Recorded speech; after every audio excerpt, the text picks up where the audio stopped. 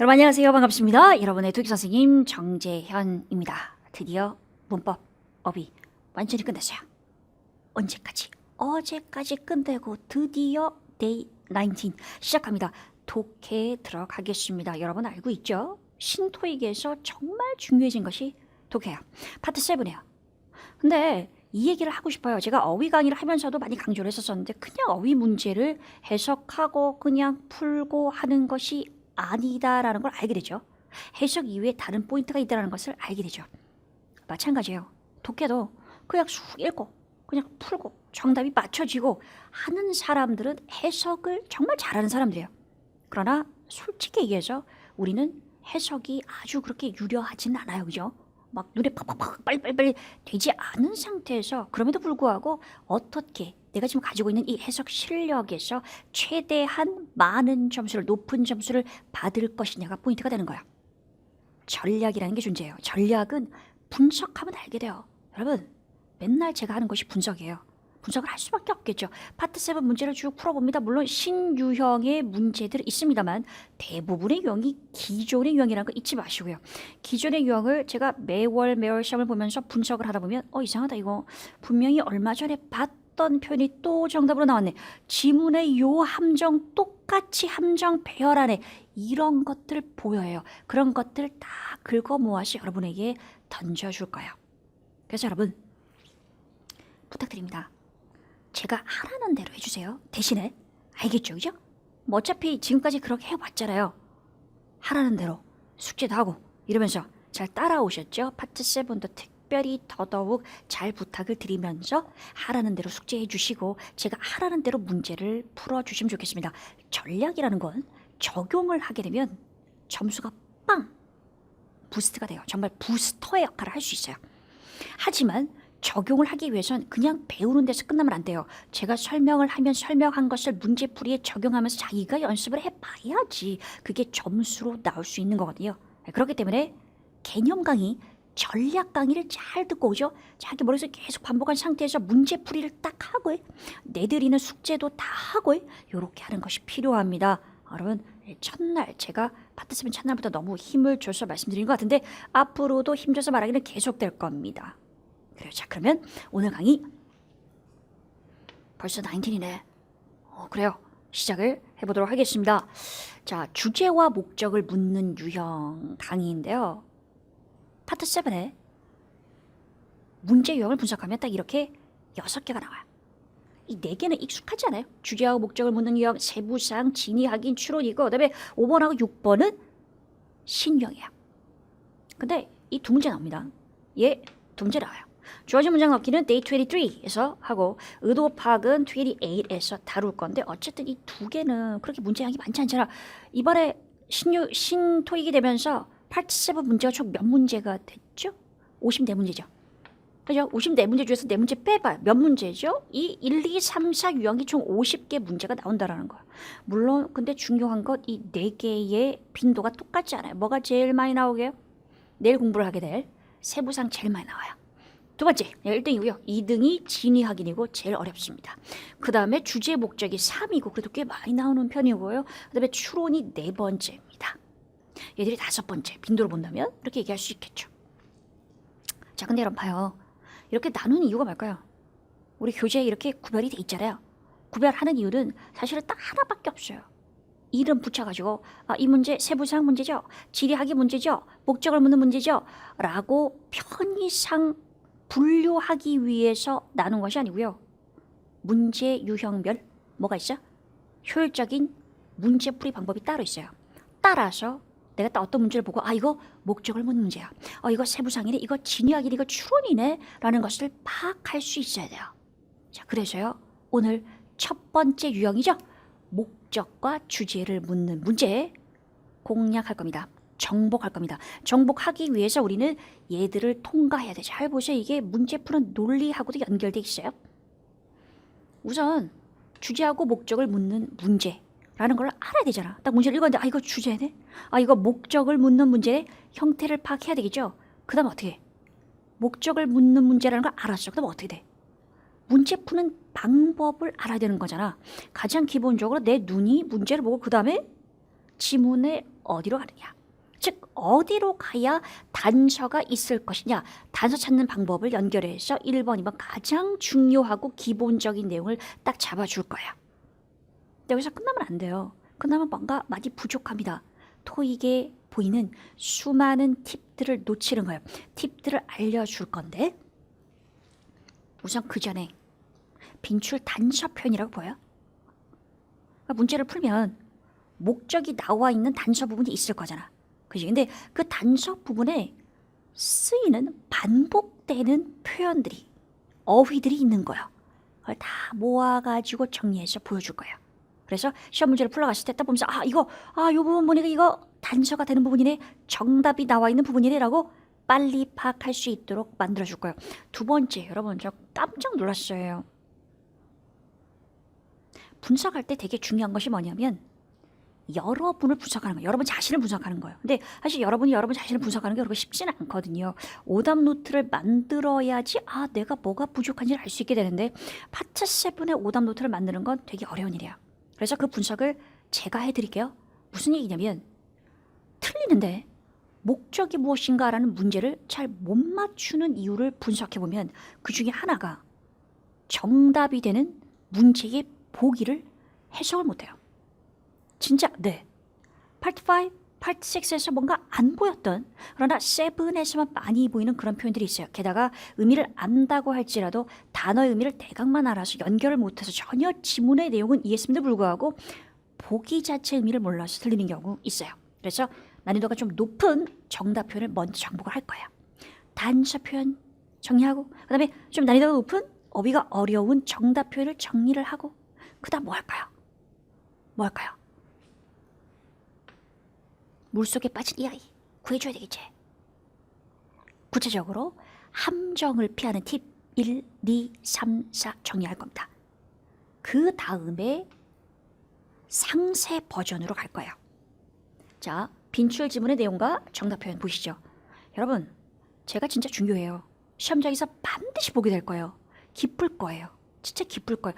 약간 저는 지금 이 파트 7 강의를 하면서 설렙니다. 정말 설렙니다. 여러분이 겪을 걸 생각하면 설레는 감정이 있어요. 왜냐하면 대부분 진짜 그냥 읽어본다고 생각하잖아. 그게 아니거든요. 다른 게 있는 거거든요. 그 전략을 배워서 실제 시험장에서 보고 답을 딱 맞출 때 그 기쁨을 제가 반사적으로 느끼니까요.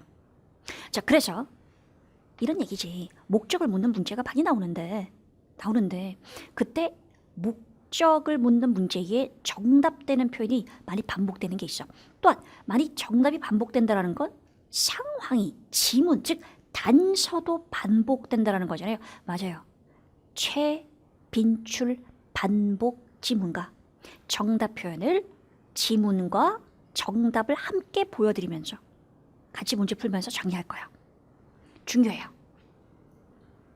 5번이에요. 단서가 목적 문제에서 보통 목적의 단서는 어디 있어요? 첫 부분에 있다라고 알고 있죠? 첫 부분에 있는 경우가 많아요, 꽤. 하지만 그거 알아요? 한 50% 뭐라고? 이메일하고 편지한 50% 정도는 첫 부분에 없어요. 또 분석을 하는 거죠. 첫 부분에 없으면 중간 부분이나 끝에 있다라는 거잖아. 근데 그것도 내용이 계속 반복되는 거예요. 와, 재밌지 않습니까? 응? 요런 내용이, 요런 지문이 보이면 목적 문제의 단서가 맨 위가 아니고 가운데나 밑에 있겠다. 이런 걸 추측할 수 있다라는 거예요. 아낌없이 다 드릴 겁니다.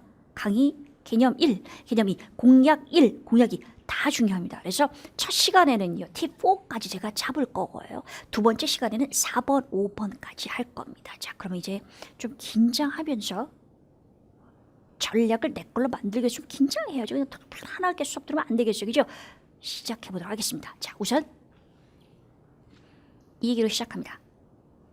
문제 유형이 6개라고 얘기했잖아요. 근데 그 중에 제가 문제 쭉 설명하면서 유형별로 설명하면서 이 문제는 풀지 마세요. 700점 이하의 학생들은 이 문제 버리세요. 왜냐하면 문제 푸는 시간은 많이 걸리고 맞추기는 힘들어요. 라고 말한 유형이 있을 거예요. 하지만 주제와 목적을 묻는 오늘 배울 이 유형은 다 맞춰야 돼. 지금 맞히자 보이죠? 선생님 이거 혹시 맞추자 아닙니까? 라고 이제 물어보는 사람이 있어요. 아니 이게 틀린 말이래. 몰랐죠. 우리 네이티브 맞는데 그지? 근데 이게 맞는 철자라. 그렇대. 다 맞지. 왜?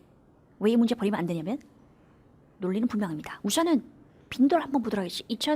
2016년 그리고 15년에 몇 개월을 지금 보여드리는 건데요. 주제보다 목적이 훨씬 많이 나오죠. 목적은 한 번도 안 나오는 경우는 없어요. 적게는 3문제, 하지만 많게는 지금 5문제, 5문제라고 나와 있습니다만 8문제, 옛날에 저 11문제까지 본 적이 있는데 그렇게 많이 안 나오는 것 같아요. 한 8문제가 맥시멈 정도. 그래도 한 4-5개는 반드시 나와요. 주제는 안 나오는 경우도 있고요. 많이 나오면 2문제가 나오기도 하고요. 어쨌든 뭐 어려울 거 없어요. 난이도가 중하. 전체 문제 10에서 15%면 무시하면 안 되는 건데 땡큐 하게도 난이도가 그렇게 어렵지 않대. 그 이유는 무엇일까? 반전이 없어요. 여러분 봐요. 이런 게 시험에 유용해요. 무슨 얘기냐? 어떤 다른 영어 시험은 지문에 이렇게 단락이 있을 수 있잖아. 단락이 여러 개가. 그지? 그러면 처음에 A라는 것에 대해서 얘기를 많이 하는 것 같다? 그래서 이 지문의 목적이 뭡니까? 그러면 A, B, C, D 보기가 있을 거잖아요. 그러면 A가 A에 관한 얘기인 거예요. 그럼 요것만 읽으면 답을 A 해야 되는 거잖아. 그지? 근데 2번째, 3번째 읽어보니까 사실은 A 하는 것 같았는데 사실은 그게 아니라 C에 관한 얘기를 하는 것 같은 거야. 그래서 정답은 A가 아니라 C를 다룬 B가 되는 게 다른 영어 시험이라면 잘 들었어요. 지금 토익 얘기하는 거 아니에요. 토익은 안 그렇다는 거예요. 토익은 반전이 없어요. 무슨 얘기냐면 첫 번째 부분을 읽어요. 여기에 관련된 내용을 복에서 찾아봐요. 복이 없어요. 그러면 이 첫 번째 지문이 아니라 다른 부분에 단서가 있다. 즉 처음에 얘기한 부분이 이상하게 꼬이면서 나중에 딴소리하는 것은 전혀 없다라는 거죠. 반전이 없기 때문에 어렵지 않은 것이 바로 토익의 목적과 주제 유형이다 라고 할 수 있겠습니다. 자, 그렇다면 주제를 묻는 문제, 형식과 문풀 방법, 주제부터 먼저 정복을 해보겠습니다. 자, 보세요. 주제가 뭔지 알죠? 주제하고 결론은 달라요. 이 지문의 요지가 뭐냐 아니에요, 여러분. 뭐라고? 주제라는 건 이 지문이 다루고 있는 내용이 뭐냐 라는 거예요. 그래서 잘 보세요. 내가 일부러 색깔 표시 안 했어요. 그대가 직접 보면서 따져보게. 딱 문제를 읽어보면서 이거 주제가 뭔지를 물어보는 거구나 라고 판단할 수 있는 단어들 지금 보여요? 1번 뭐예요? topic. 그렇지. 토픽이 뭐냐? 무슨 내용에 관한 얘기냐? 하지만 1번보다 2번, 3번을 더 자주 보게 될까요? What does the memo? 이건 지문의 종류입니다. 어떤 지문이 무엇을 디스커스하냐. 디스커스 뜻이 뭐예요? 논의하다, 토론하다지만 다루다의 뜻이 있어요. 그러니까 이 지문이 무엇을 다룹니까? 한마디로 어떤 내용입니까? 주제가 뭡니까? 토픽이 뭡니까? 그죠? 3번도 보세요. 포인트가 뭐라고 생각해요? What is something about? What about? 무엇에 관한 것이냐? 토픽이 뭐냐? 됐죠? 하늘에 What? Discuss. What is about? 주제를 묻는 거. 드물지만 4번, 5번도 나와요. 5번 2016년 유형인데요. 뭐예요? 편지라는 지문이 나와 있는데 이 편지가 무엇을 설명하느냐. 즉 편지에 지금 다루어지고 있는 내용이 뭐냐. 전반적인 주제가 뭐냐. 보겠어요. What is being publicized? Publicize 무슨 뜻이에요? 진짜 많이 나와요. 파트 7에서. 반드시 알아야 되는 단어예요. 뭔가를 그렇지 말해주세요. 알리다. 뭐라고요? 알리다. 무엇이 알려지고 있습니까? 뭐에 관한 얘기입니까? 주제가 뭡니까? 길게 설명했습니다만 한눈에 딱 읽으면서 뭐라고 이거 주제구나. 주제구나를 파악하는 것이 필요해요. 자, 그러면 주제라는 것을 파악했거든요. 한 상태에서 어떻게 돼? 어떻게 문제를 풀어야 될까요? 1번. 교재에 뭐라고 돼 있어요? 마지막에 푼다. 마지막이 무슨 말인데? 지문이 있고 문제가 몇 개가 있을 거잖아. 근데 주제를 묻는 문제가 나왔어. 그럼 어떻게 문제를 풀어요? 보통 주제를 묻는 문제는 1번 문제로 나와요. 처음에 2번, 3번 풀고 마지막에 푼다는 얘기예요. 근데 체크해놔야 돼요, 여러분. 저는 사실 그래요. 저는 이제 마지막에 푸는 경우는 없고 마지막에 푸는 경우가 맞는데 이게 가장 효율적인데 저는 이제 어떤 습관이 있냐면 이렇게 하나 띄워놓고 2번, 3번 풀면 1번 까먹어. 또 다음 질문 넘어가 버려. 저 같은 혹시 그런 사람 있으면 그래도 마지막에 푸는 것이 좋긴 하기 때문에 체크를 꼭 해놓고, 알겠죠? 체크를 꼭 이렇게 해놓고 2번, 3번 풀고 그 다음에 1번으로 돌아가면 되겠어요. 근데 왜 그래요? 그냥 그래라고 얘기하는 것이 아니라 이유를 알아야 될 거 아니에요. 당연하지 않겠죠? 2번, 3번 문제 풀다 보면 이게 도대체 무엇에 관한 얘기를 하는 건지 대략적인 감을 잡을 수 있겠지. 그래서 2, 3번 보고 나면 나머지 문제 공짜로 풀 수 있는 주제 문제이기 때문에 따라서 마지막에 풀어라. 알겠지?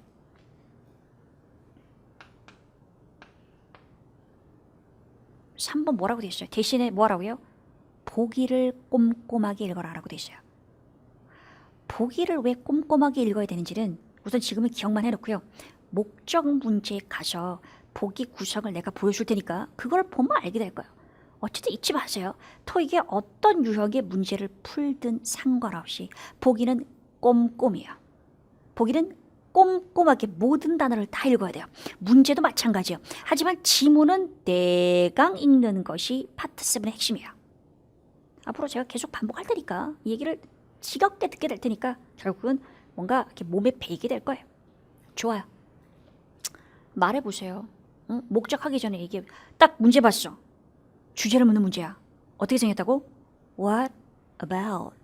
What discuss? What is publicized? What something explained? What is the topic? 지금 내가 말한 걸 들으면서 어머 나 혼자 잘한다 지금 잘 외웠네 하면 안 돼. 들으면서 아 맞아 저거 주제 딱 들어오죠? 안 들어온다고요? 그냥 이렇게 읽으니까 모르겠다고요? 아니 알 거예요. 좀 전에 했잖아요. 어떻게 문제를 푼다고요? 마지막에 풀어. 대략적인 주제를 물어보는 문제지 절대 결론을 물어보는 문제가 아니기 때문에 싹 다 꼼꼼하게 읽어볼 필요가 없다라는 거지. 됐어요. 목적. 주제가 이렇게 빨리 끝나냐면 많이 안 나오기 때문이에요. 목적이 훨씬 많이 나오잖아요. 그래서 목적에 많은 시간을 할애할 거예요. 자, 우선 목적을 묻는 유형의 형식, 문제풀이 방법을 보겠습니다. 어떻게 생긴 것이 목적을 묻는 문제냐? 제일 많이 나오는 것이 1번이죠. 많이 시험장에서 봤죠? What is the purpose가 뭔데요? 또 purpose하고 읽으면 곤란합니다. 그지? purpose야. 목적이 뭐냐요? 그래서 뭐 광고의 목적이 뭡니까? 아니면 article, 기사의 목적이 뭡니까? 아니면 letter, 이메일, 편지하고 이메일의 목적이 뭡니까? 이렇게 나오는 문제 아주 쉽게 볼 수 있을 거고요. 하지만 2번, 3번, 4번도 자주 봐요. 이건 어떤 질문? 이메일 제일 많이 나오고요. 그 다음 편지요. 이메일하고 편지에서 진짜 많이 나오는 문제가 목적을 묻는 문제예요. 그리고 이메일하고 편지의 목적 묻는 문제가 다른 질문보다 조금 더 어려워요. 그 이유는 제가 좀 이따 설명드릴 거예요. 어쨌든 이메일하고 편지는 이 글의 목적이 뭡니까? 라고 말할 수도 있습니다만 왜 썼냐? 이 편지 왜 보냈냐? 할 수 있잖아요. 그래서 보시면 지금 어떻게 send, write 라고 나와 있어요. 시제 안 중요해요. 왜 편지를 보냈습니까? 왜 편지를 썼습니까? 왜 편지를 쓰고 있습니까? 상관없어요. 왜 하고 쓰다, 왜 보내다가 나오면 되는 거예요. 알겠지? 그래요. 그래서 why was this letter sent? 왜 보내졌습니까? 왜 써졌습니까? 수동태로. 아니면 A가 왜 B에게 편지를 보냅니까? 제가 나중에 혹시 설명을 안 할까 봐 걱정돼가지고 말씀드리는데요. 또 이거 보면 많은 학생들이 두려워합니다. 그냥 이 편지가 왜 보내졌냐? 왜 써졌냐 하면 되지. 꼭 사람 이름 이렇게 보내는 사람, 받는 사람 맞죠? A가 왜 B에게 썼느냐?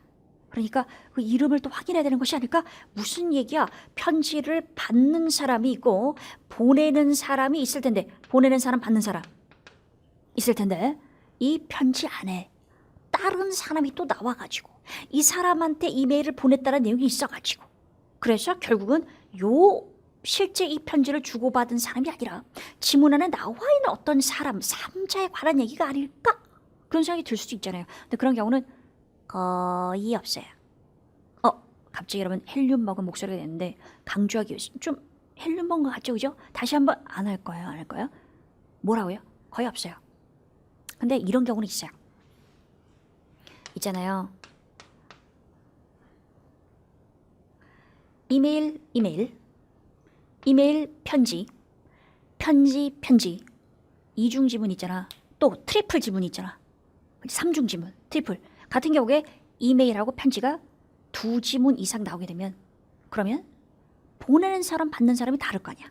그죠? 그럴 때는 확인하는 것이 좀 필요하겠어요. 그러니까 요거 만약 이메일이야, 이 편지야, 그 다음에 기사야, 라고 해봅시다. 트리플에서. 그죠? 그러면 이거하고 보내고 받는 사람이 다를 거잖아요. 그러면 여기에 나와 있는 A하고 B가 누군지 따라서 어떤 지문의 목적을 묻는 건지가 달라질 거 아니에요.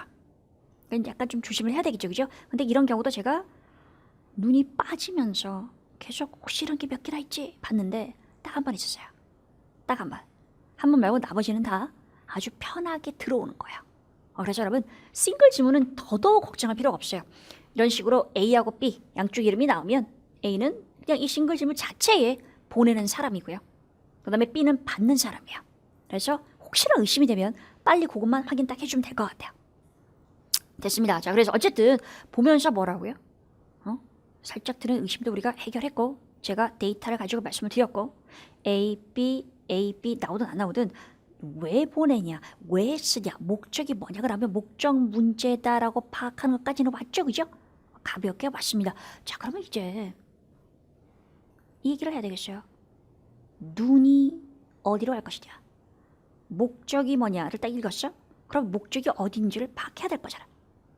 솔직히 말해서 대부분의 교재가 이런 얘기를 하고 있어요. 목적이 어디 있다고? 첫 부분에 있다. 지문의 첫 부분에 있다. 왜? 영어는 두 가지씩이다. 영어는 먼저 요지 빡 말한다. 목적 빡 말하고 그 다음에 세부적인 내용을 쓴다. 맞아요. 그렇게 하기도 합니다만 안 그런 경우도 상당히 많습니다. 근데 재미있는 건 지문별로 좀 차이가 있어요. 그거를 얘기를 하려고요. 여러분 자 보세요. 지금 이거 나눠가지고 딱 봐. 1번, 2번 그냥 나눈 거 아니에요? 솔직히 편지하고 이메일에 목적을 묻는 문제가 제일 많이 나와요.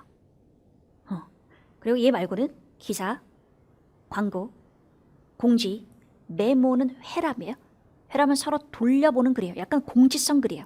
그 다음에 인포메이션 정보예요. 뭐 외울 필요는 없어요. 그냥 이런 애들의 목적이 많이 나온다는, 목적을 묻는 문제가 많이 나온다는 거예요. 근데 1번, 2번 나누는 이유는 2번 애들은 목적이 보통 어디에 있게 앞부분에 있어요. 아닌 경우가 있어요. 아닌 경우는 제가 5번 난이도 그 부분 첫 부분에 목적이 없는 경우에서 딱 다뤄드릴 거예요. 하지만 대부분의 경우가 앞부분에 있어요. 그죠? 그러니까 뭐라고? 편지 빼고 나머지 글들의 목적은 철저하게 앞부분을 잘 보라는 거야. 앞부분이요. 잘 보시고요. 그러나 레터그 이메일은 최근에 3년 문제를 분석을 해보면 앞부분에 있는 것이 50%예요. 중반 이하로 있는 것이 아니면 전체 있는 것이 나머지 50%예요. 그래서 당황하지. 많은 학생들이. 어떻게 당황해? 목적이 무엇인가라는 문제를 딱 읽었는데 지문을 갔는데 첫 부분 읽었거든. 근데 보기에 첫 부분과 관련된 게 없어. 답이 없어. 당황하죠. 어딜까? 두 번째, 세 번째 싹 다 읽어야 되나? 목적을 파악하기 위해서 이러면서 시간을 낭비하죠. 어떻게 문제를 풀어야 될까요? 자, 여러분 제 말 잘 들으세요. 이게 핵심입니다. 지문의 단락이 몇 개가 있을 수 있지요. 목적을 묻는 문제 첫 부분 첫 단락에 2, 3줄 정도 읽으셔야 돼요. 읽고요. 두 번째 단락의 첫 부분 한 줄 정도. 세 번째 단락의 첫 부분. 사실은 두 번째 단락의 첫 부분에서 대부분 알 수 있는 경우가 많은데 세 번째 단락의 첫 부분까지 가는 거는 그냥 확인이에요. 이거 주제 목적 너무 분명하잖아. 이러면서 앞부분 딱 보면서 두 번째 세 번째 하면 돼요. 여러분 다시요. 이건 모든 것에 다 적용되는 거예요. 지문의 전체적인 맥락을 알기 위해선 단락의 첫 부분만 읽으면 돼요. 왜냐면 단락을 왜 나누는지 아세요? 우리 라이팅 할 때 단락을 나누는 거 혹시 배우신 적 있으세요? 단락을 나누는 건 주제가 달라지기 때문에 단락을 나누는 거예요. 즉 주제가 달라지기 때문에 단락의 첫 부분을 건드리게 되면 이 단락 전체가 무슨 내용을 말하려고 하는지를 알 수 있게 돼요. 알겠죠? 그래서 어떻게 문제를 푼다고요? 목적이 무엇인가? 라는 문제를 풀 때 단락의 첫 단락은 좀 더 많이 읽어주고 두 번째, 세 번째 단락의 첫 부분을 슬쩍슬쩍 건드리면 주제가 잡힐 것이다. 아닌 것들은 제가 좀 이따가 말씀드렸죠? 잡아줄 거라고요. 예외적인 것들은 됐어요. 그래서 이것이 대부분의 문제가 풀리는 가장 좋은 방법이에요. 됐습니다. 자, 그렇다면 이제 전반적인 얘기는 했어요. 근데 좀 더 이제 깊이 들어갈 거예요. 세부적으로 들어가서 여러분의 문제 푸는 힘, 파워를 업 시켜드릴 겁니다. 우리 교재에 없는 내용은 우리 강의 노트에 다 있어요. 강의 노트를 보시면서 정리를 하시면 될 것 같고요. 교재는 아무래도 지면이 한정돼 있기 때문에 이 수많은 내용을 싹 다 실을 수가 없죠. 그래서 교재 폭파 안 하기 위해서 교재는 가장 중요한 핵심적인 내용들을 실어놨고요. 그래서 공부를 저와 함께 하고 나서 다시 교재를 보면 아하 전이가 잘 될 겁니다. 그래서 쭉 강의를 따라온 상태에서 물론 교재도 지금 같이 피시면서 하시는 거죠, 그죠? 필기할 부분들 살짝 해주시고, 근데 대부분의 필기는 하지 않을 수 있도록 강의 노트에 다 정리가 되어 있기 때문에 강의 노트를 따라오면서 정리를 해주시면 될 것 같아요. 봐요. 외울 필요 없어. 외우는 것이 핵심이 아니야. 기억해요. 강의의 목표는 하나밖에 없어. 그대가 문제를 빠르게 잘 푸는 거야. 빠르게 잘 풀기 위해서 외워야 되는 부분도 있는데 이건 외우는 게 아니에요. 읽어보면서 맞아, 이 표현에 당연히 편지를 쓴, 글을 쓴 목적이 있겠네 라고 이해하면 돼요. 이해하면서 음미하면 시험 문제를 풀게 됐을 때 목적하고 들어오게 돼 있어요. 가볼까요? 자, 보겠어요. 알리다. 내가 이걸 알리고 싶어. 목적이 있는 거예요. 또 보세요. 전반적으로 볼게요. 뭔가를 내가 하고 싶다. 편지를 보낸 사람이 뭐뭐 하고 싶습니다. 그죠? 요거에도 목적이 있는 거예요. 그 다음에 요청해 직접적으로 뭐 해주세요. 그 당연히 목적이야. 그러면 이거를 우리말로 보는 거 의미가 없잖아. 왜 토익 시험이 우리말로 안 나와? 너무 당연한 얘기를 지금 하고 있습니다. 그죠? 영어 표현을 보겠습니다. 읽어보겠습니다. 그대가 읽어요. 읽으면서 나한테 얘기해줘요. 어디 보는지 빡까요? 단어를 뛰어넘게 하면 안 돼요. 앞에서부터 덩어리로 끊어서 가는 거고 이것은 제가 파트 5, 6 하면서 계속 강조했어요. 그래서 제 말을 듣고서 교재에 나와 있는 문제 끊어읽기 덩어리로 연습을 쭉 해온 사람은 이런 거 두렵지 않아요. 어떻게? 우리는 기쁩니다. 뭐 하게 돼서? To inform, 알리게 되어서. 그러면 알리는 그 내용이 목적이 되는 거예요. 그죠? Announce, inform, notify 이런 거. 대체 알리다라는 부분이 있으면 그분이 목적이 되는 거구나. 좋습니다. 근데 그걸 외우지 말라 그랬죠? 이해하죠? 뭔가를 알리고 싶어요. 이게 목적이 되는 거지. 자, 그 다음 2번. would like to 이런 거. would like 라는 표현도 목적의 단서 표현으로 자주 나와요. 읽어봐. 뭐 하고 싶대? offer you. 당신에게 뭔가를 제공하고 싶습니다. 목적은요. 제공하기 위해서, 제안하기 위해서. 그렇지. 그 다음 밑에 읽어보세요. I would like extend. to가 빠졌어요. extend. invitation. extend를 모르면 어떡해. 결국은 어느 정도 다른 싸움이에요. 파트 7이. 그지? invitation 모르는 사람 없잖아. 초대를 뭐 하고 싶어요? extend 연장하다 말고도 전하다. 우리 동사하면서 했었어요. 내가 얘기했었죠. 파트 5, 6에 나오는 어휘, 문법이 파트 7에서도 아주 중요한 빛을 발하는 요소가 될 거라. 그렇지. 이때 바로 지금 연결되는 거잖아요. 파트 5, 6의 단어하고 파트 7의 단어, 5, 6에 있는 단어가 7에 다 나오고 7에만 나오는 단어가 또 있습니다. 그러니까 7이 좀 더 크죠. 그러나 5, 6의 단어가 많은 도움을 줄 거예요. 초대하고 싶습니다. 이 말이잖아요. 그죠? 그 목적이 뭔데? 초대하기 위해서예요. 그렇구나. 하고 싶다는 표현이 보이면 목적으로 생각할 수 있겠다. 해주세요. please 붙은 거. 목적이 뭐지? 보다가 앞부분 읽고 들다 please 해주세요. 목적이네. 이건 뭐예요? Would you be able to는 할 수 있겠습니까? 라고 물어보는 거잖아요. 뭐 하실 수 있겠어요? 라는 얘기는 해달라는 얘기예요. 동의하죠? Would you be able to? 기억해 주시죠. 그 다음 보세요. You are kindly required.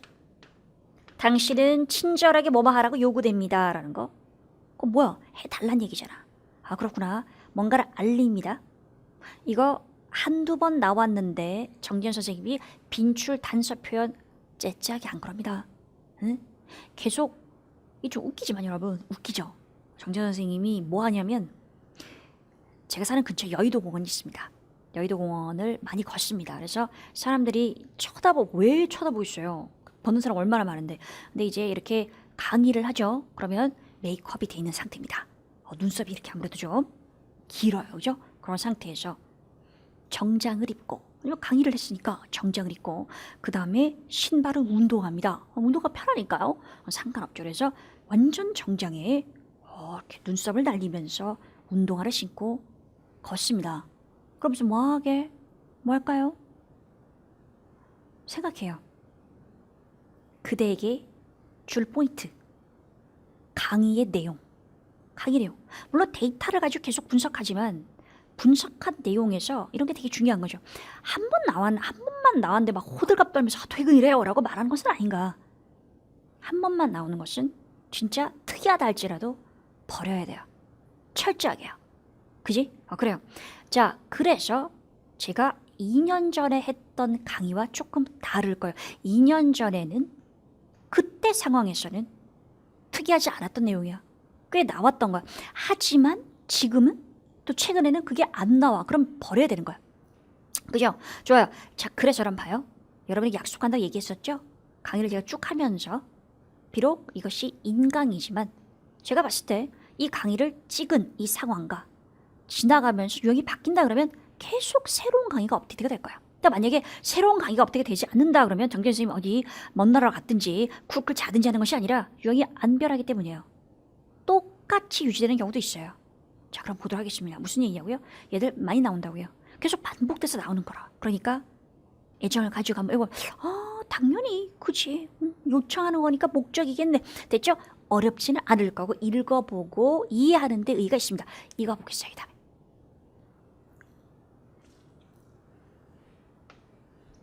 쫙 읽어보고 뜻이 바로 빠바바바바 들어오면 진짜 당신은 고수야.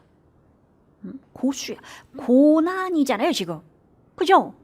그래요. 고난도 부분인데 눈에 바로 싹싹 들어오면 단어가 되게 좋은 거예요. 그냥 구글 번역기처럼 번역하지 말고 얘들이 토익 시험에 목적을 묻는 문제에서 정답으로 나오는 표현인데 딱 읽으면 의미가 어떤 의미지, 즉 어떤 상황에 이런 표현을 쓰는 건지가 들어온다면 그대는 고수예요. 고수 맞습니까? 아닌 것 같아요? 읽어보니까 좀 헷갈리는 말들이 있죠. 무슨 말인지 모르겠어요. 그러면 이제 뭐 할 시간? 공부하고 고수가 될 시간. 얘기했지? 단어를 몰라서 틀린데 얼마나 억울해요. 계속 나오는 거예요. 그러니까 어떤 상황인지를 이해하면서 단어를 완전 정복하겠습니다. 좋습니다. 거짓말 안 하는 빈출이죠. 시험장에서 보게 될 거예요. 첫 번째요. To profile a person, employee. 2016년에도 출제가 됐습니다. 2016년 5월 아니면 6월이에요. 여러분 지금 제가 살짝 헷갈리는데 어쨌든 5월, 6월 중에 출제가 됐어요. 이게 무슨 뜻이에요? 기사의 목적이었어요. 프로필 알지? 좀 빨리 가볼게 이제. 빨리 훑어야 되는 거니까. 프로필이 뭐야? 어떤 한 사람의 프로필이라고 얘기한다면 그 사람의 경력 같은 거, 언제 태어나서 뭘 했고 아니면 어떤 회사에서 무슨 일로 시작했고 나중에 어떻게 승진했고 지금 뭘 하고 있고 라는 그 사람의 경력과 역사를 보여주는 것이 프로필이에요. 그래서 profile a person, profile an employee 아니면 profile a company 까지 기억해줘. 이렇게 나와요. 이렇게 나와요. 필기해주고 이건 필기해야 된대. 그러면 자부자 상상해요. 상상이 아니라 머릿속에 그림을 그리는 거예요. Profile a person이라고 한다면 그 사람에 관한 설명이 쫙 나오는 거예요. 이 사람은 뭐 했고 뭐 했고 뭐 했고. 직원이라면 이 직원은 어디서 처음에 일을 했고 쭉쭉쭉쭉 됐죠. 컴퍼니는 뭐가 되겠어요. 이 회사는 언제 세워졌고 근데 점점 뭐 발전해가지고 지금은 뭐뭐를 하고 있다. 이런 거. 히스토리를 보여주는 것이 프로파일. 알겠지? 됐어요. 안 됐어? 그럼 질문해. 선생님 모르겠는데 여전히 프로파일 뭐라고 해요? 프로필? 이러면 질문해요. 두 번째 갑니다. Feature a dining place. 이게 뭐예요? feature는 뭔데? 특성이야? 이제는 그렇게 말하면 안 되지. 파트 5, 6 할 때 배웠었죠. feature가 실다니까 기사로 이 기사 article의 목적은 무엇인가? dining place는 뭐죠? 식당이에요. 레스토랑. 그래서 레스토랑에 관해서 설명하는 글이 쭉 나오면 이 기사를 feature, 다루기 위해서, 싣기 위해서가 되는 거예요. 실기인가? 어쨌든 여러분 알죠? 모른다고요? 적어드리도록 하겠습니다. 이렇게 쓰는 거죠. 그렇습니다. 뭔 말인지 알겠죠? 특히 기사의 정답으로 잘 나와요.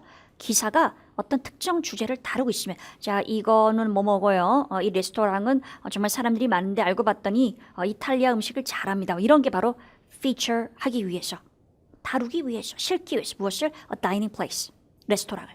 그지? 됐어요. 이거 알지? 이것도 알지? 그러면 나한테 얘기해봐. verify information을 하는 것이 목적인 글은 어떤 내용이야? verify가 뭔데요?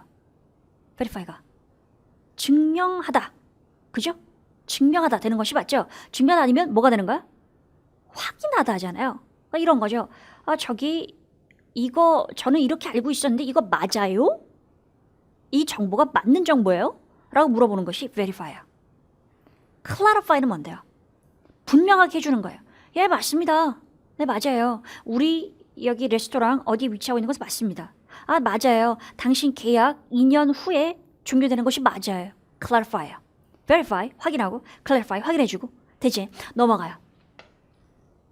했거든.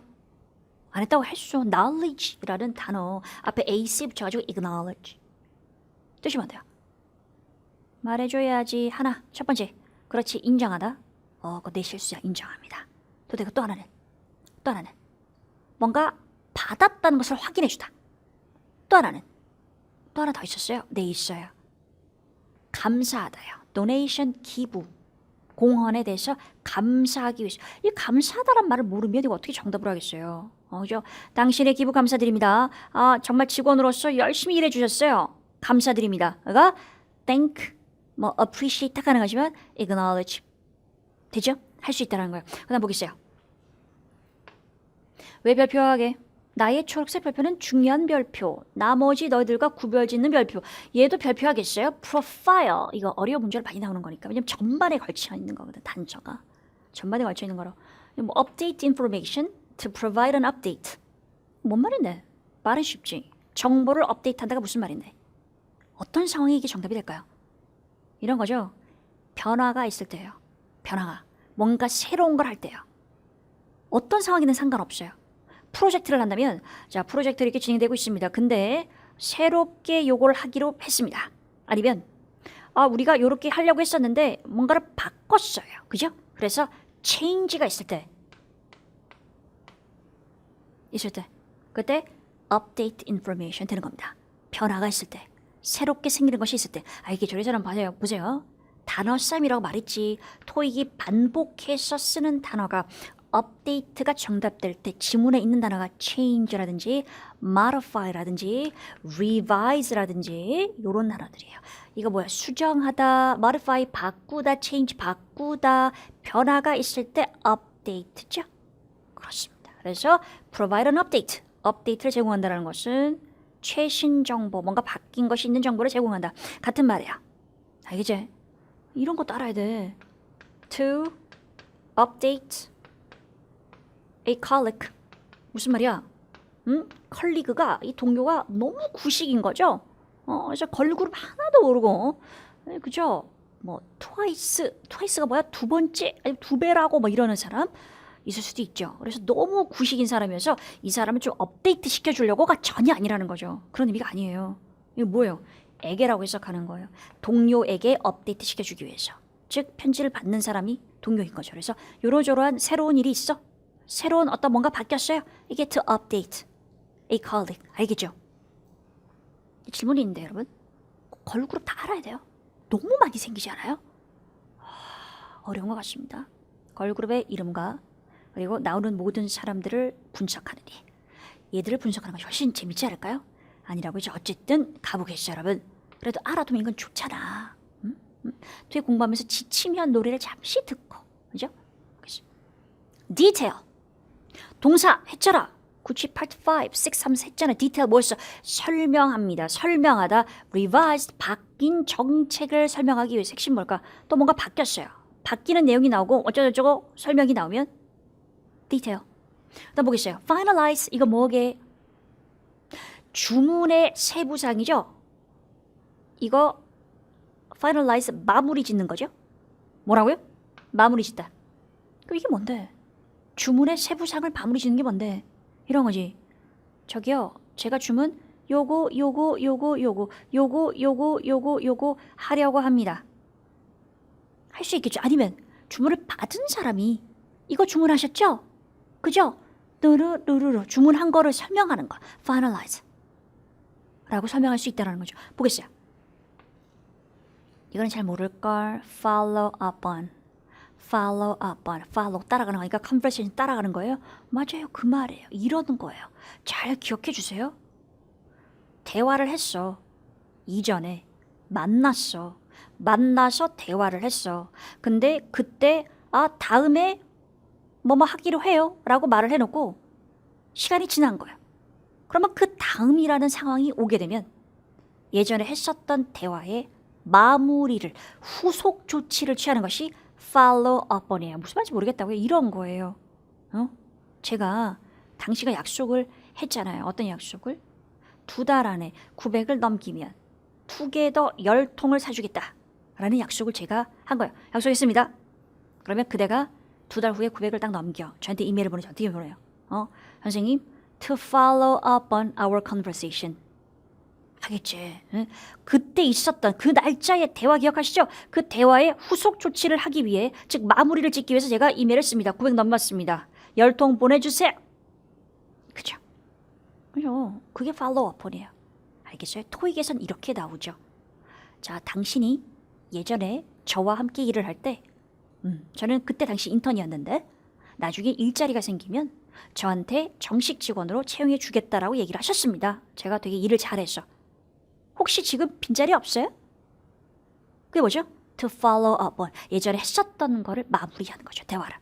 이해되죠? 근데 여러분 우리 약속한 적은 없죠? 투게더 10통 약속한 적 있어요? 없지. 물론 나한테 메일을 써서 내가 컨펌하면 가능할 수도 있지. 2개월 안에 900 넘길 수 있겠어요? 당연히 있죠. 저한테 메일 써요. 투게더 10통 보내줄 수 있어요. 진짜? 네. 자, 보겠어요. 이거 무슨 말이에요? Commemorate A's accomplishment. 나중에 또 나오게 될 거야. 또 반복될 거야. 축하하는 거죠. 그래서 누군가의 성취를 축하하는 거. 이거 그냥 슉 넘어가지 마. 어떤 거야? 어떤 내용이야? 이 사람이 보통 은퇴해요. 은퇴해가지고 참 정말 잘했습니다. 뭐 이런 거. 열심히 일했습니다. 이런 거. 아니면은 뭔가 프로젝트를 크게 잘해. 그래서 성취를 축하하기 위해서. 되지? 의미를 몰라서 틀린단 말이야. 그다음에 이거. 저희 보기 보면서 되게 웃었어요.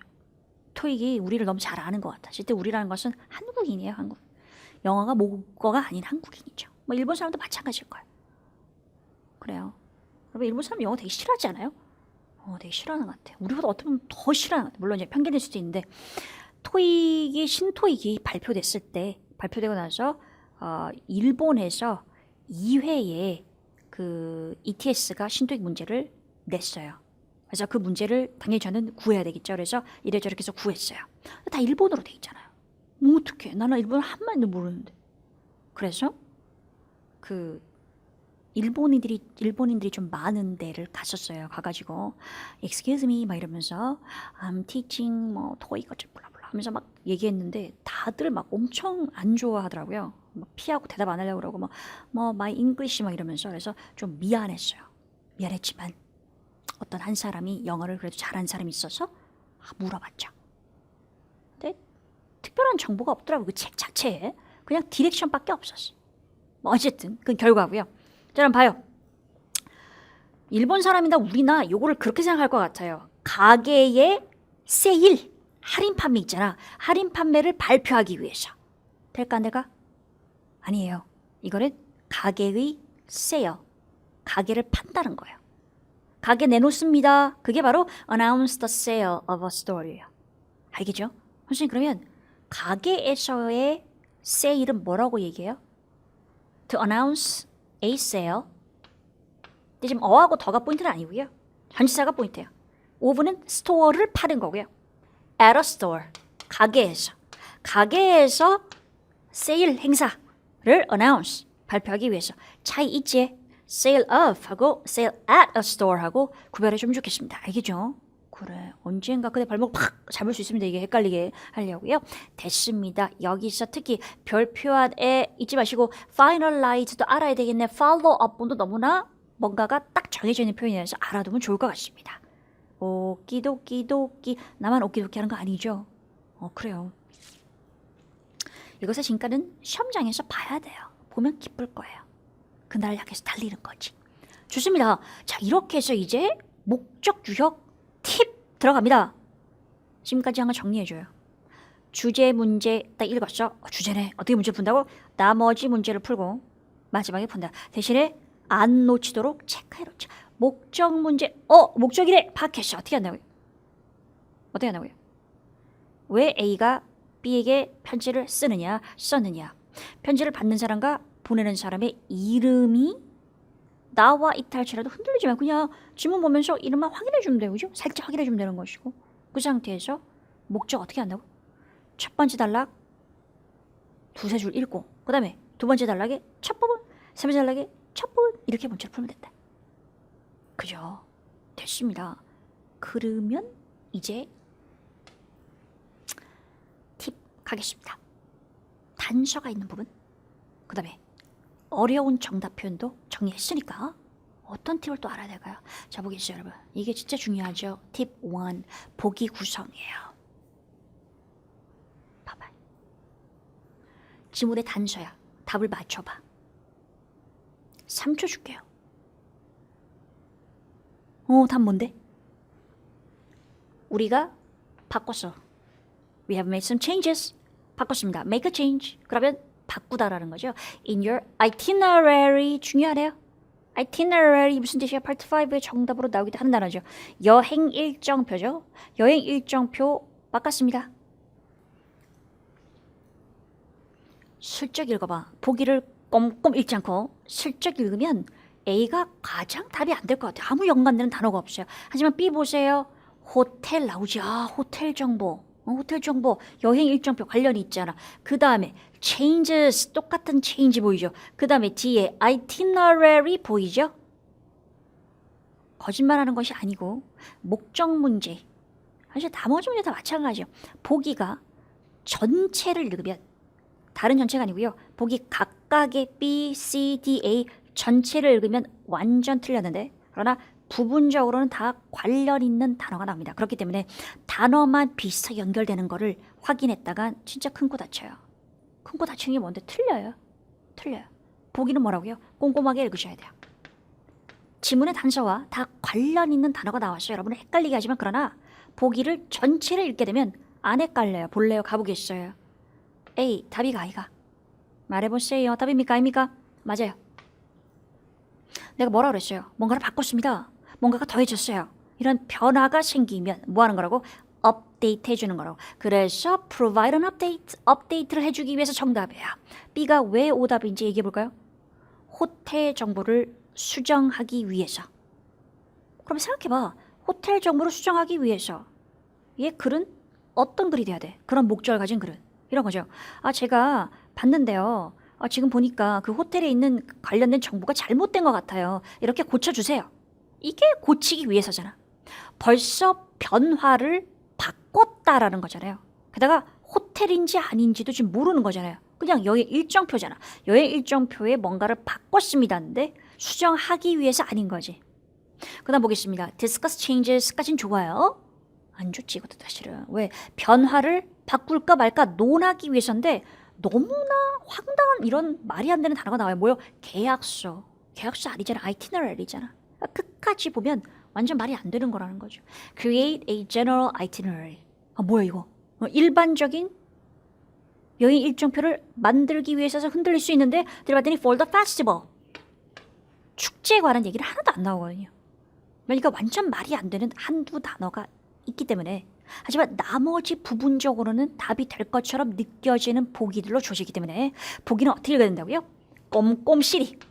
꼼꼼시리라는 말 아세요? 모르면 꼼꼼하게. 그래.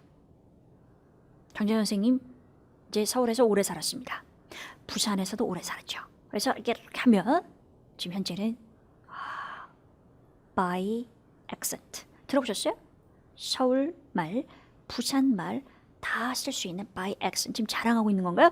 이상한 자랑하고 있어 지금. 그죠? 그래 여러분 어쨌든 근데 어쩔 수 없는 것 같아. 고향이라는 거야. 그래서 그죠? 뭔가 강조하고 싶을 때 나오는 것 같아요. 제 고향 말이요. 그래서 제가 갑자기 남쪽 나라의 말을 쓰면 중요한갑다 이렇게 생각하시면 돼요. 그래. 됐어요. 그죠? 보기가 어떻게 나온다고요?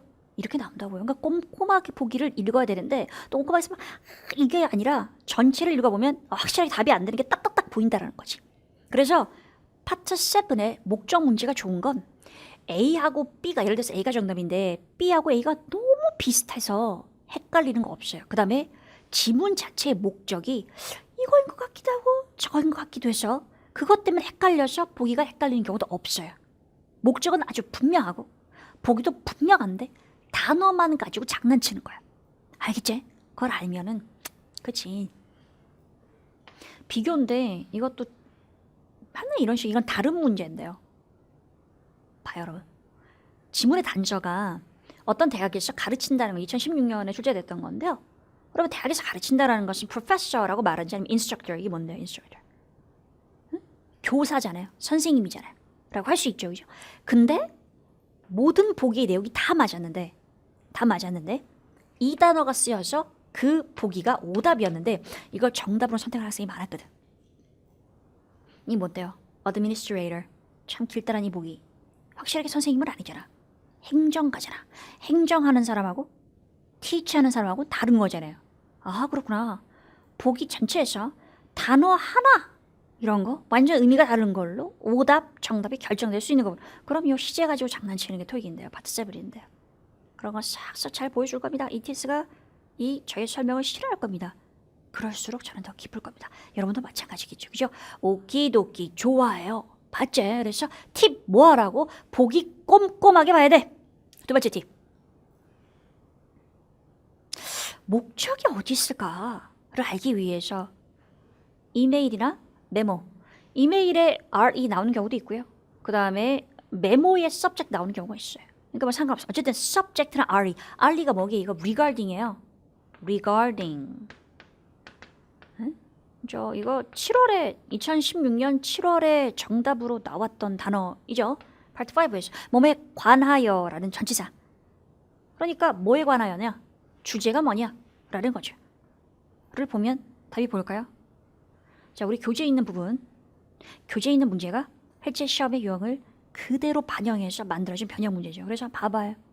이 이메일의 목적이 뭔지 알겠어요? 뭐라고 돼 있어요? X3's fans. 무슨 물건 이름 같아요. 이거 보겠어요. 우와, 이렇게 정보 무슨 정보를 주겠지. 전혀 알 수가 없어요. 이런 것도 많이 보실 거예요. 날짜. 무슨 어떤 특정 날짜에 있을 일에 관해서 말을 하는 거죠. 다시 말하면 목적은 이메일이나 메모에 subject나 RE에 없다라는 거예요. 이건 보면서 이게 있지 않을까? 보지 말라는 거예요. 없다라는 거예요. 알겠죠? 그죠? 목적은 여기 없습니다. 됐어요. 간단하게. 세 번째. 이게 사실 여러분이 좀 많이 놓치는 포인트인데요. 우리 교재도 정리가 딱 되어 있는데 보겠어요. 여러분. 이메일하고 편지에서 가장 많이 보는 첫머리 인사가 뭐게? 딱 두 개예요. 뭐라고 생각해요? 같이 합시다. 너무 당연하게 토익 자체는 되게 논리적이에요. 그럼 다시요. 너무 당연하게 토익이 논리적인 당연하게가 아니라 토익 자체가 되게 논리적이에요. ETS가 이상한 기관은 아니죠. 토익의 수능을 만드는 기관이 토익의 수능이 아니고 미국의 수능을 만드는 기관이 똑같이 토익을 만드는 기관이죠. ETS예요. 그래요. 자, 그래서 글 자체가 되게 논리적일 수밖에 없어요. 그러면 처음에 비즈니스 레터나 이메일을 쓸 때 평소에 실생활에서 많이 쓰는 표현이 나오게 돼 있는데 뭐라고 얘기를 할까요? 감사합니다. 뭐만 해주셔서 감사합니다.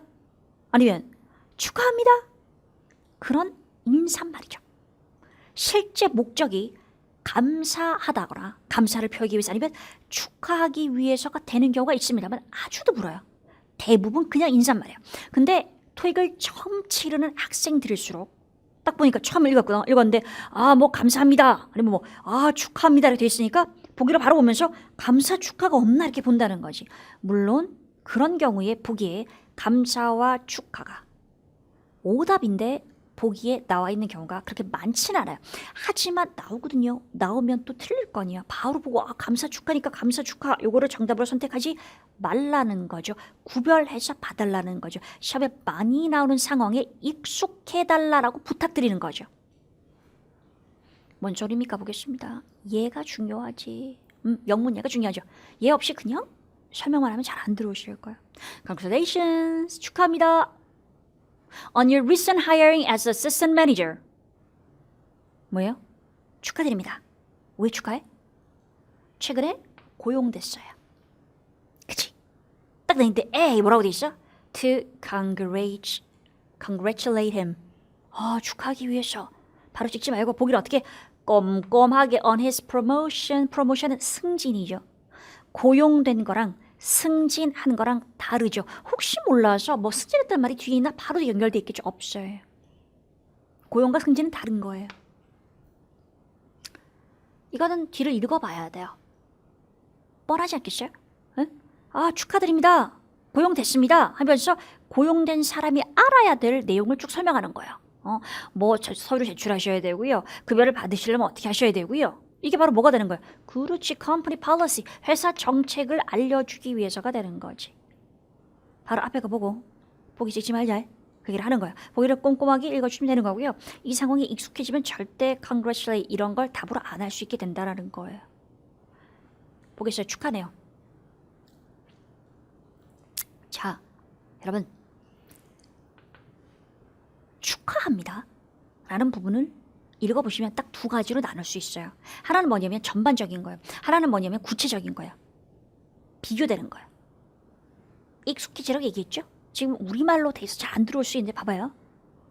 뭔가를 구입해 주셔서 감사합니다. 또 할 수 있습니다만 되게 신기해요. 영어는요.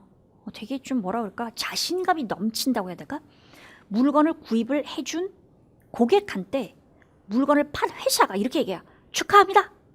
정말 최고의 물건을 하셨군요. 축하합니다. 이렇게. 우리 회사 어떤 물건 설치하셨죠? 축하합니다. 진짜 좋은 거거든요. 서비스요. 저희 서비스를 이용해 주신 거 감사합니다라고 해도 되지만 축하합니다. 정말 최고의 서비스를 예약하셨어요. 이렇게 얘기한다는 거예요. 고용도 마찬가지고요.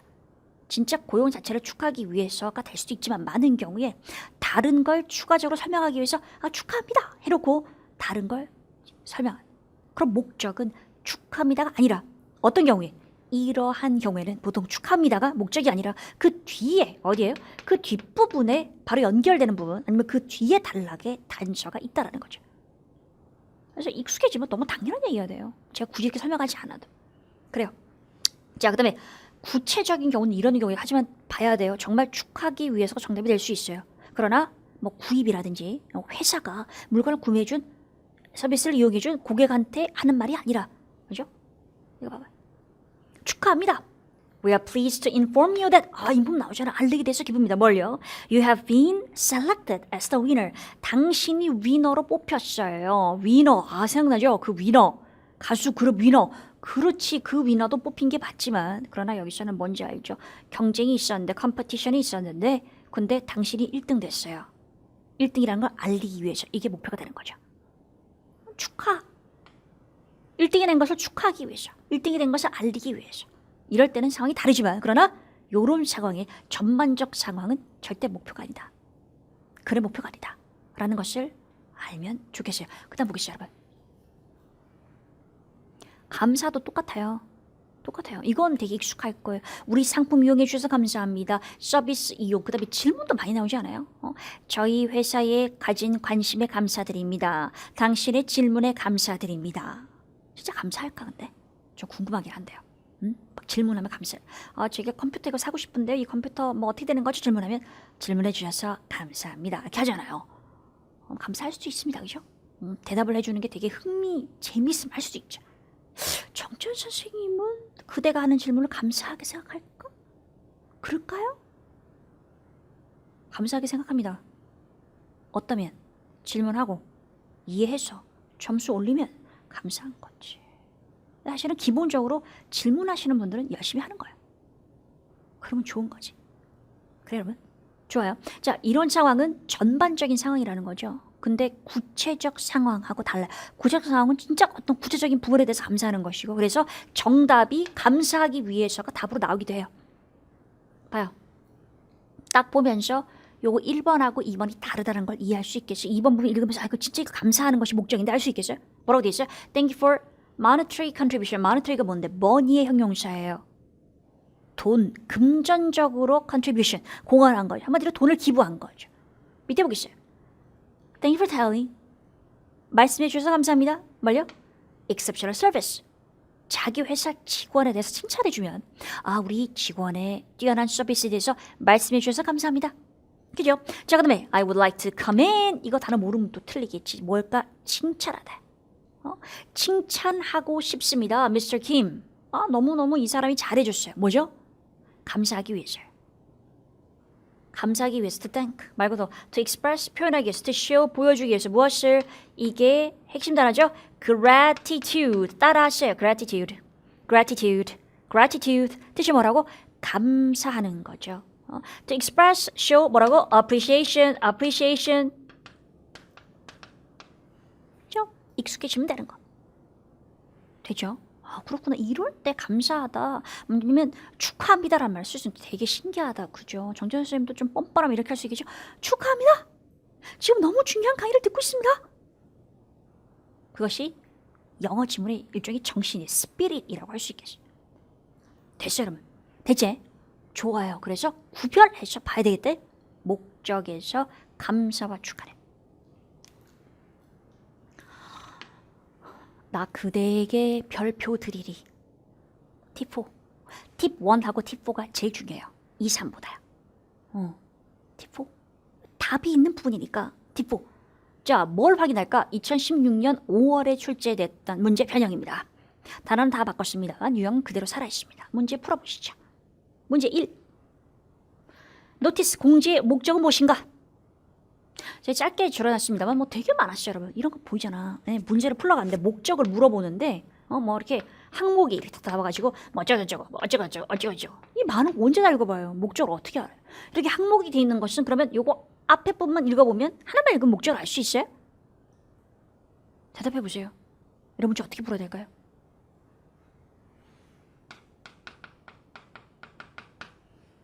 뭐라고 썼나요? 제목 따라해 보세요. 제목 시험 문제 풀러갔는데 목적이 뭐냐라는 문제 풀고 있는데 어떤 소리가 생각나요? 그대가 지금 말한 거 제목 생각나면 좋겠어. 여기 뭐라고 써 있어요? 대부분의 학생들이 저도 마찬가지예요. 본론으로 점프해요. 문제를 풀기 위해서 이 부분을 읽어보지. 여기 위에 나와 있는 어떤 작은 설명 같은 거 안 읽으라고 그래요. 제목 안 보려고 그래요. 제목 보통 볼트체로 돼 있잖아요. 패스하면 안 된다고. 제목이 되게 중요하고 항목이 되어 있을 때 항목 위에 써 있는 작은 설명이 사실 항목을 포괄하는 부분이에요. 그죠? 자, 그래서 보겠습니다. 제목이 뭐라고 돼 있어서 product return, 상품을 return이 뭔데? 반품하거나 교환하는 것이 return이죠. refund 아니면 exchange를 위한 것이 return이에요. 그래서 나와 있으면 당신은 영수증 제시해야 되고 그 다음에 정가 상품만 뭐 될 수 있고 만약에 옷을 입었다면 이거는 반품이 안 되고 아주 뻔한 말들이 나와 있는데 하나씩 읽을 필요가 없다는 거지. 상품 return이 제목이고 그럼 보세요. To publicize an event. 행사를 이게 행사예요 지금? 아니지. 정책이죠. 반품 교환 정책을 설명하기 위해서. B정답. 그렇지. 한 문제 더 풀어보겠습니다. 2016년 3월에 나왔던 부분이에요. 표가 뒤딱 이랬어요. 표 항목 이렇게 돼 있잖아요. 그래가지고 뭐 어쩌고저쩌고 돼 있고 그다음에 이렇게 또 막 나눠져 있고 어쩌고저쩌고 되게 많아. 복잡했어. 이런 복잡한 표를 이해하는 방법은 항목을 이해하는 건데 항목, 구별된 항목을 보기 전에 뭐 하라고요? 여기 위에 써있는 제목이 있으면 제목을 반드시 읽어야 돼. 제목은 항상 옳습니다. 뭐라고요? 제목은 항상 옳습니다. 마치 여름날의 수박 주스처럼 마치 여름날의 카페라떼 아이스처럼 항상 옳아요. 제목은. 그래 여러분. 자 보겠습니다. 다음 뭐야? 참석자들의 프레젠테이션의 리스트. 수많은 참사들 이름 쫙, 그죠? 뭐 제목 나오고 막 내용 나오고 복잡하지만 이거를 읽었기 때문에 목적은 뭡니까? 스케줄 체인지. 뭔가 스케줄처럼 보이잖아.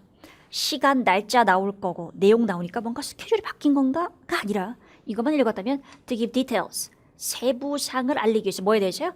프레젠테이션에 대한 세부상을 알리기 위해서가 포인트가 된다는 거죠. 핵심입니다. 핵심 뭐가 되는 거죠? 복잡한 표나 나열된 항목의 경우는 제목이나 윗부분의 설명이 중요한. 알겠지? 잊지 말아요. 팁 4개 정리하겠어요. 여러분 말해줘요. 뭐였어요? 첫 번째, 보기 꼼꼼하게 읽어라. 그 이유를 말했습니다. 단어 하나 가지고 틀린다. 그래서 전체를 읽으면 확실하게 말도 안 되는 단어가 있기 때문에 오답으로 제끼기 쉽다. 속어법으로 바로바로 제낄 수 있어요. 그래서 정답 맞추기 쉽다 얘기했고요. 두 번째, 목적을 찾느라고 R이나 subject 부분에서 헤매지 마라. 다 보통 없다. 세 번째, 감사하다. 그 다음에 축하한다 라는 표현에 속지 마라.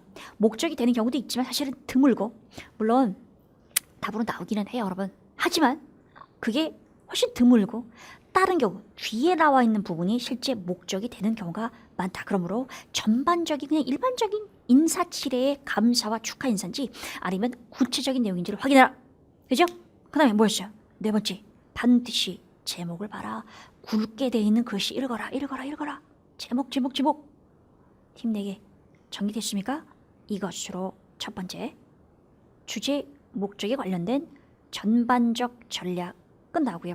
다음 강의에 진짜 중요한 내용이 펼쳐집니다. 시험장에서 보게 될 내용입니다. 그래요. 강의 들어야 되겠죠? 물론 들을 거야. 여러분 좋아요. 그러면 약간 쉬었다가 한번 쫙 이렇게 강의로 또 훑어주시고 그 다음에 두 번째 강의로 넘어가겠습니다. 좀 이따 뵙겠습니다.